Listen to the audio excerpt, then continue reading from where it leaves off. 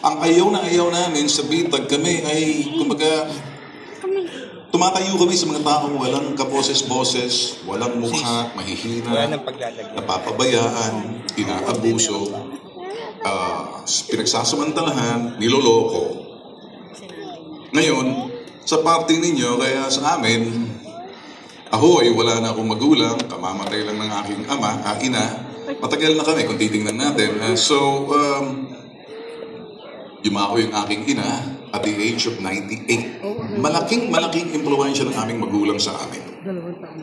Hindi kami siguro umabot sa estado na to kung hindi kami tinuruan ng aming ina na yung marunong makinig. Pakinggan mo. Kinakailangan marunong kang umunawa, maawa, at hindi lang awa umunawa, pagkus gawin mo yung pwede mong magawa. Tumulong ka.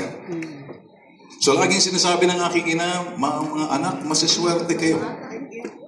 At dahil maswerte kayo, natalim sa aming isipan na yung bagay na yun, intindihin nyo, pag medyo mababa sa inyo, o di kayo kinakailangan tulungan nyo, huwag na kayo magantay. Yung aming ama, matapang.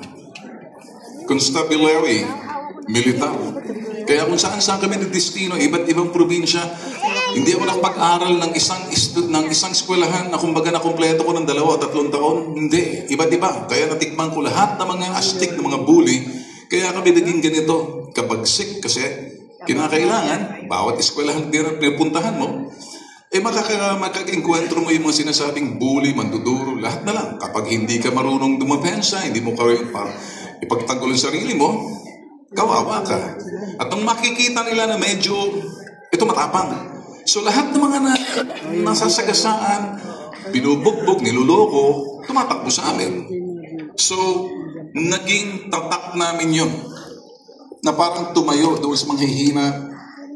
Kami na nung araw kasi uso pa yung suntukan sa likod ng eskwelahan, sa ilalim ng puno ng mangga. Square na agad yan. Mag-a-announce niyan, naku, mamay, may laban na. So, naging kamahagi sa amin yun. Paghubog sa amin, napakahirap ng dinanas mo na kung saan-saan ka. Ako pinanganak sa Lanao. Isang kapatid ko sa Hulo, yung isa sa Cotabato, yung isa sa Davao, yung isa sa Cagayan de Oro City, 2 lang sa Manila, isa sa Leyte. Sa dami yun, di ba? Tsaka kung saan ang destino ang tatay namin nandoon kami. Kaya ganito ang aming pagiging astig. Totoo, hindi kami namimeke. Pero isang bagay na gusto ko lang makita na nakita ko kayo, habang nakipag-uusap kanina, tinaalam ko, ano bang ganito, nakita ko iba. Iba yung bagay na ginagawa niya sa Maynila pagpapatupad ng sinasabing pag-aalaga doon sa mga senior.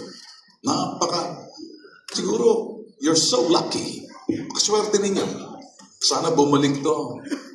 At, alam niyo, hindi naman kinakaroon ng kampanya to Hindi na Kumbaga, sigurado na yan. Kaya lang, meron ako nakikita sa kanya, gusto niya siguro talagang people to Gusto niya kayo makausap. So ako, marami akong natutunan sa kanya. Mga matatandang lumalapit sa amin. Ang unang nakikita ko, yung napapabayaan ng mga anak. Napapabayaan na, binabalahuran na. Meron sinasabing elderly abuse. Kuminsan, pinababayaan na sa lansangan. Napapadpad sa amin, tumutulong na kami. Kaya nung makikipag-usap ko sa DSWD Secretary, si Rex Gatchalian, sabi niya, Ben, siguro, itong natin gagawin na gusto namin makipag-ugnayan sa Department of Justice at saka sa DSWD na obligahin ang mga anak, alagaan, huwag pabayaan ang mga matatanda, bagkus mahalin. Pero may nakikita kami ng mga loko-loko mga anak. Napakawalang hiya. Kumbaga, pinaaral ka, inalagaan ka, pagkatapos papabayaan ka na kung anong pinagagawa. Yun ang ayaw namin. Marami na kaming nakita na kuminsan matanda na, iyak na yun. Wala nang matirhan. So gagawa kami ng paraan na parang ilagay siya roon sa sinasabing home for the aged. Kumbaga, wala nang silbi para sa kanila. Kaya mapalad kayo kung nandito kayo ngayon, nandito kayo si Yorme, may ginagawa siya pagtulong sa inyo. And ganun din ang aking sisiguraduhin na bagay na mabigyan, masilip ng husto, palakasin pagigtingin, yung kalagayan, sitwasyon ninyo, kapakanan ninyo, kayong mga senior, at ano yung magagawa ng mga anak. Kasi, once upon a time, kung anong tinuro ninyo sa anak ninyo, ganun din ang gagawin. Kung minsan, turo tayo ng turo, pero iba yung nakikita. Kaya ako naniniwala kung anong nakikita ng anak sa magulang, yun din ang kanyang gagawin. Pero meron tayong nakikita magulang, anak, ba't ka nagkaganyan? Hindi naman ako nagkulang sa pangaral.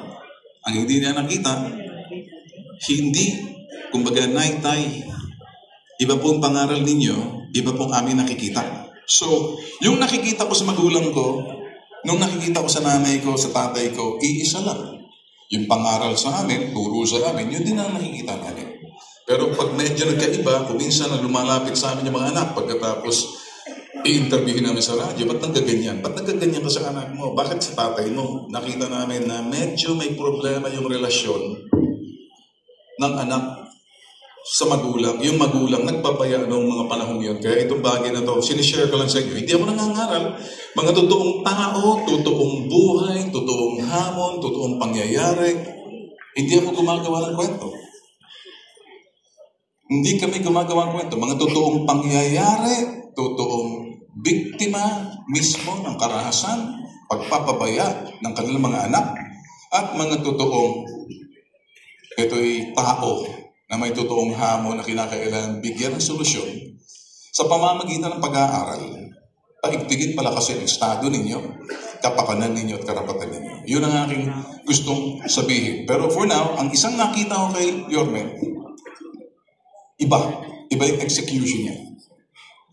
Iba yung gusto niya mangyari dahil parang